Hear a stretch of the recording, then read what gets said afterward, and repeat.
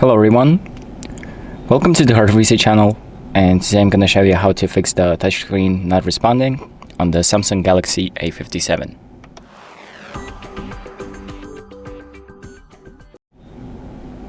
So if your touchscreen is performing poorly, like not responding to some of the touches or just outright not working at all, I'm going to show you a few things that you can do to try and fix that. So the first one would be to remove the screen protector or the case, which might be causing the interference with your phone.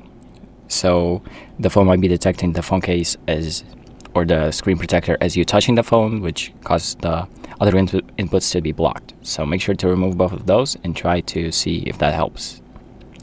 And the other thing that you can try doing is just clean the screen with a microfiber cloth or anything like that to remove everything like the fingerprints, the dust, anything that's on the screen, just like that. So the next thing that you can try doing is force restarting the phone to refresh the system. So you can force restart the phone by just holding the two buttons. So in our case, it's the power and the volume down buttons. So just keep holding them until the phone turns off. So this should take around 10 seconds. And once it turns off, it's going to turn back on again. And that will refresh the system and reset all of the things that have been happening in the background. And maybe get the touchscreen working. So once the phone boots up, the next thing you can try doing is booting into safe mode to check for app issues.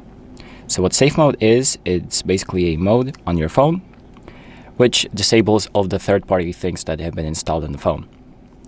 So it's just going to be your base phone as if you've just unboxed it. So to put it into safe mode, all you need to do is open up the control panel, hold the volume button, the power button, and tap on it, and then hold the power off button, and then tap safe mode. And that's going to boot the phone into safe mode without any third-party apps enabled.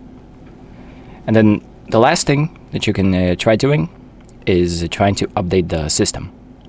So just make sure to get a software update by going to the settings, scroll down to software update, tap on that, and click check for updates. So that is going to check if you have any updates available, and if you do, make sure to update to that newest version by going through the process. It's going to guide you. It's pretty straightforward.